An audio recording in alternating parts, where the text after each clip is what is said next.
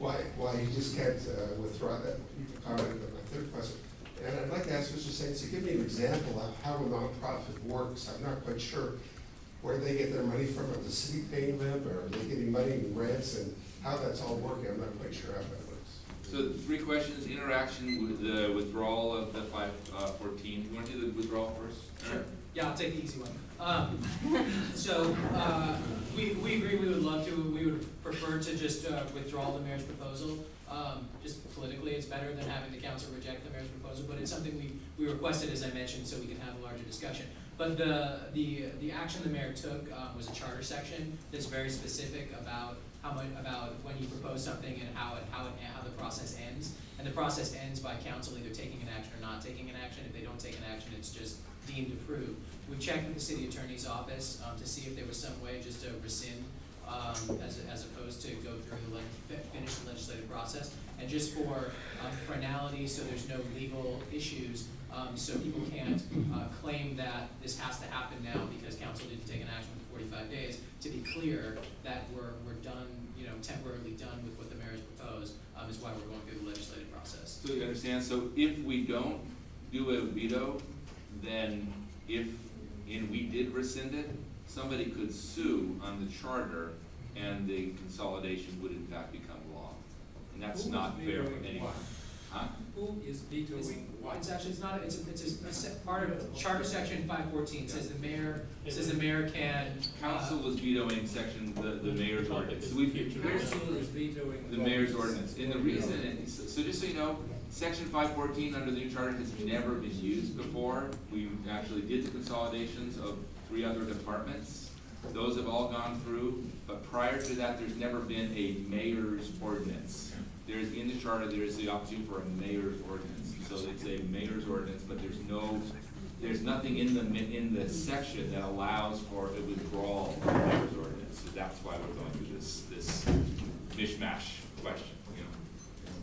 So, fair question. Has the council ever vetoed a mayoral proposal in the past? I don't know that, we'll need to check the charter. I don't know that veto is necessary. We'll look and see. It's a rejection. Is the veto, or when veto is usual? it's a rejection, but it's in the charter. Excuse me. Very briefly, 514 says 45 days, the council votes on it, they must pass it by 2/3 majority. If they don't, it becomes dead. If they don't, it becomes law. Excuse me, it becomes, if they do nothing, it becomes law. If they take it up, they must pass it by a 2/3 majority in order for it to become law. So all they have to do is vote either no or yes with less than 2/3, but that's a specific requirement of Section 514 of the charter. Otherwise, the mayor can't withdraw. That's where we are. On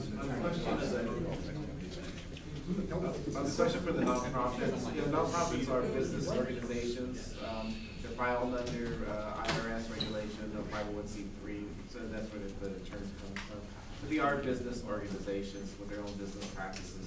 Currently, we employ nonprofits to deliver our services for our human services delivery system, for our workforce delivery system, and our youth employment delivery system. So this is in the city budget. You give them city money. We give them federal dollars. You're right. They're generally federal dollars. Out of the budget. Right. Federal. So there's nothing right now going to a nonprofit from the budget. Well, no, there are. Yeah, there's in the arts department, they use the general city purposes. In this current environment, we had a number of nonprofits not get funded this year because of the cutbacks. So the summer jobs program is funded. They go through nonprofits out of the general fund, through CDD, for example. And then the last question is the interaction question. And I did do, I guess, 3 meetings with Budget LA, and then at that point there was the election of the budget advocates, which were the 2 per planning area, and so that conversation has been a deep conversation. I think it's been a robust conversation to try to dig in on this. That was been every 2 weeks. We've had now, how many or so, Stephen or Ginger, or how many meetings have there been of the budget advocates? Hundreds at this point. Seems like hundreds. Yeah. Twice a month, Hours and hours. twice a month for the 3 months. Yeah, so 6, 7, it's like 7 meetings So I'm probably. sorry, I see the change. My comment had to do with the fact that this whole proposal of merging the departments came out of the blue, at least for me. Okay. Yeah, and but it came out of the budget LA process where there have been about 85 to 90 people, and I did 3 conversations there. And then there's gonna be another whole interaction process, you know, as this has been, this conversation's been going forward. But I think, you know, I think it's absolutely rational that we can't compress this into a 514 timeline. It makes sense to open it up, even though it is gonna create additional difficulties in terms of the interim period as to what exactly the department looks like as a standalone, as a consolidated department, or how it gets structured Can I- moving forward. I also wanted to comment, when crafting the mayor's budget, you know, almost every single city department was taking cuts. So much to the point where you heard a couple of departments actually no longer exist.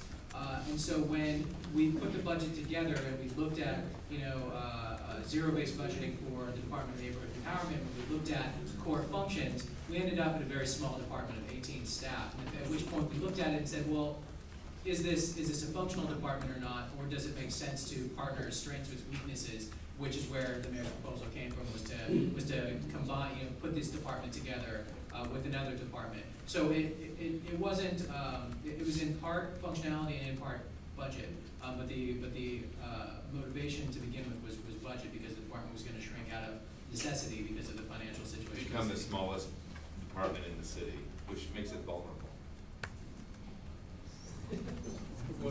Okay, Bob?